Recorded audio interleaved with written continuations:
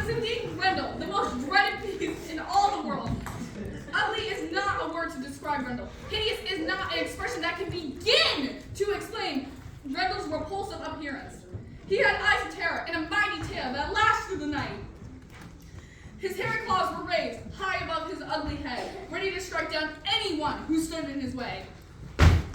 I shall strike you down with my mighty claws. Suddenly, one of Beowulf's brave warriors ran in to offer his help. May I be of assistance, mighty one? My thanks to you, but I was about to handle this fiend. Good. Beowulf and Grendel circled one another, looking each other dead in the eye. Beowulf shouted, "Seek our distance, you horrible beast!" I'm over here! Grendel let out a terrible howl.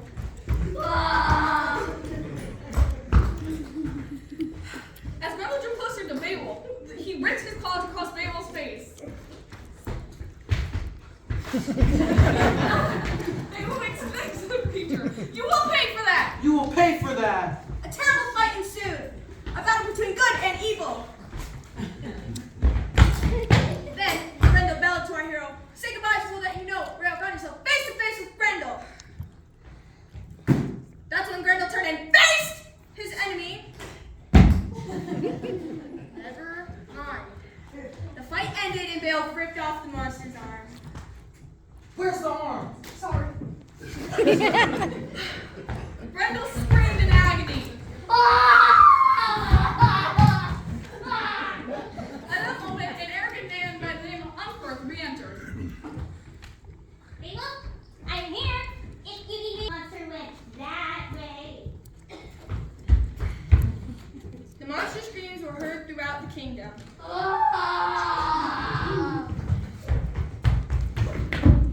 The townspeople were terrified of the ugly beast. Terrified! Grendel ran out into the village yelling, "You will pay for this wrong you have committed against me." The townspeople hid behind Beowulf in terror as the monster ran away in pain. Beowulf had indeed done away with the infamous Grendel. Beowulf proudly summoned the king and queen. Beowulf, is it true? Have you slit the arm from the beast? I have, Your Highness. And here it is. The king and queen praised their hero and decided to throw a mighty banquet in Beowulf's honor. King Hrothgar shouted, "Bring forth food and drink so we may toast to the mighty Beowulf." Only the best for our hero. The king settled his people down and raised his silver cup. He spoke briefly. Mother! Grendel cried out to his own life-giver. I'm dying, Mother! I'm dying! I'm dying! Grendel died. Oh.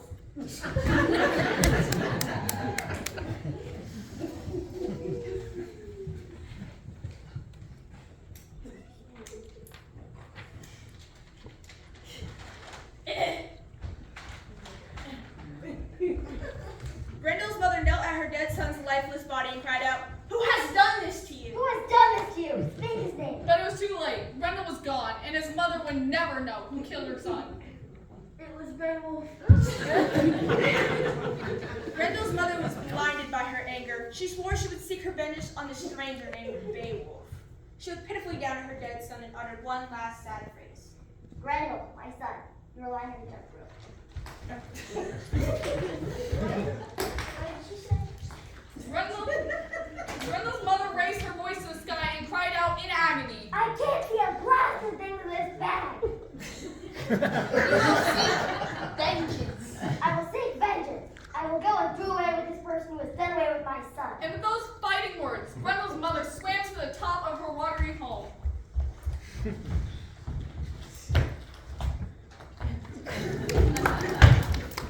The next day, the theft was reported. Yes, Your Majesty. He is returning riding upon the royal steed. Here comes now. The townspeople, as well as the warriors and guards of Herod, shouted in triumph, "Hail Beowulf! Hail Beowulf! Hail Beowulf! Hail Beowulf! Hail me! Beowulf, you have done it once again. How can we ever repay our thanks to you? Hang Grendel's head in the great hall, so all might see and remember that they will be safe from this day forward. It shall be done. And King Hrothgar made a grand speech to all his people. He told Beowulf never to forget his journey to the land of the Danes, and that he needs to learn from his adventures, because one day he will be old, slow, and weak, like him. Beware and be forever mindful of their frailty of life, for life is only given to us a little while. Remember these things, he said kindly. I will remember. And with those wise words, King Hrothgar greeted Beowulf with fine gifts of gold. And Beowulf traveled back to his home. Everyone sadly said their goodbyes to their hero.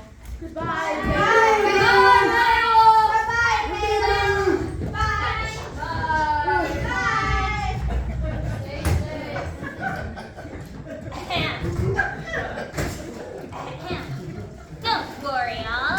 Now that Beowulf is gone, I will protect you all from future harm.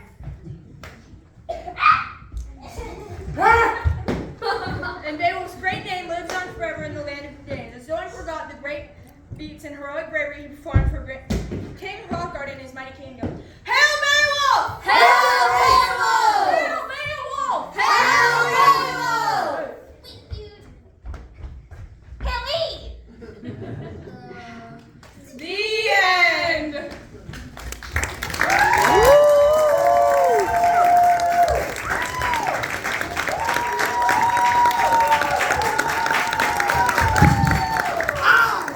I've never been so embarrassed in all of my life.